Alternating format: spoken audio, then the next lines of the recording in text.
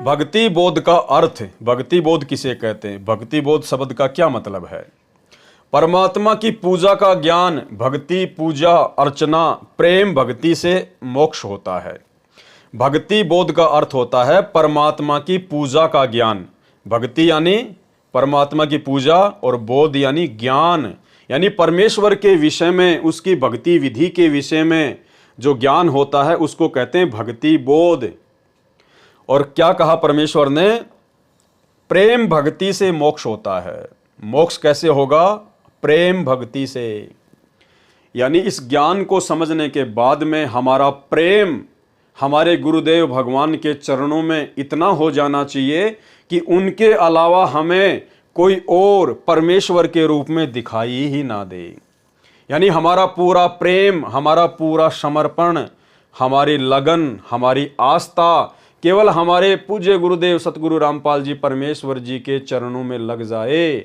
हमारा सारा का सारा प्यार प्रेम हमारे गुरु जी के प्रति समर्पित हो जाए, उसको कहते हैं प्रेम भक्ति। अब यदि हम अपने गुरुदेव के रहते सहते इस कागज की फोटो को परमात्मा मानकर पूजेंगे तो भाई और बहनों, हमारा जो प्रेम है वो पूरी तरह से गुरुदेव भगवान के प्रति समर्पित नहीं माना जाएगा, क्योंकि हम गुरु जी को तो गुरु बना रखे हैं और भगवान मान रहे हैं इस कागज़ की फ़ोटो को। तो हमारा थोड़ा बहुत जो प्रेम है वो हमारे गुरुजी के प्रति है और बाकी जो प्रेम है वो इस दाढ़ी मूंछ वाली कागज़ की फ़ोटो के प्रति है, क्योंकि ये तो आपके लिए भगवान हैं और ये आपके लिए आपके गुरु हैं। तो आपका ज़्यादा प्रेम तो भगवान में है, थोड़ा प्रेम गुरुजी में है, तो मोक्ष नहीं हो पाएगा।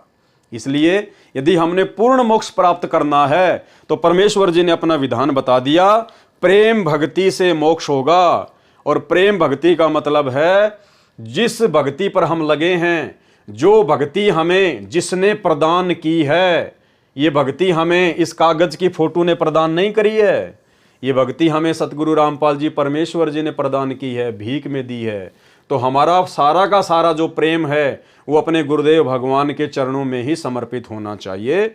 और दूसरा इसका मतलब ये है कि हमने आम समाज में भी प्यार और प्रेम के साथ में ही रहना चाहिए।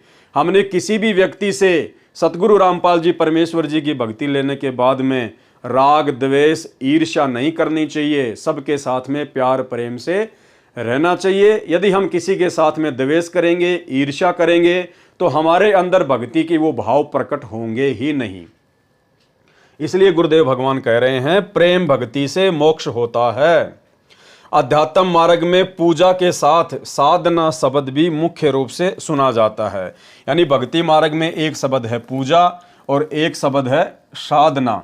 तो इन दोनों शब्दों का क्या महत्व है ये आगे परमात्मा हमें समझा रहे हैं। सवाल उठेगा, क्या पूजा और साधना भिन्न है? क्या पूजा और साधना भी अलग अलग हैं? उत्तर, हाँ, पूजा और साधना भिन्न होते हुए भी दामन चोली का साथ है।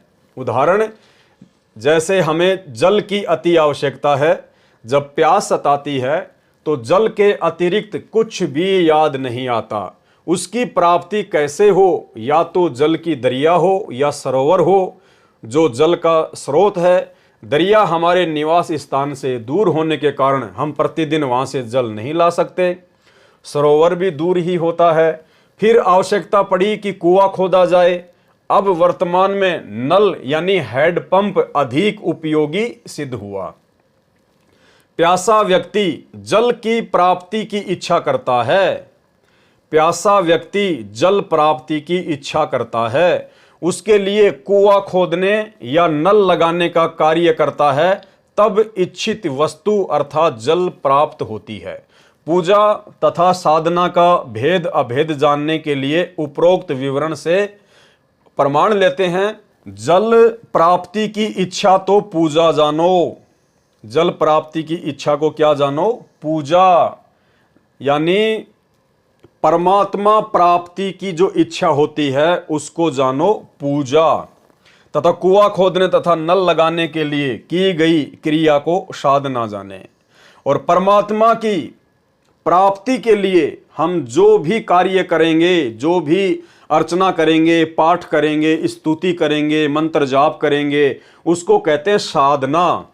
यानी परमात्मा प्राप्ति की जो इच्छा है वो तो है पूजा, और उस पूजा की प्राप्ति के लिए हम जो भी यत्न करेंगे, जो प्रयत्न करेंगे भक्ति मार्ग पर, जो क्रिया, जो विधि हमें गुरुदेव भगवान बताते हैं, उन क्रियाओं को जब हम करते हैं तो उसको कहते हैं साधना।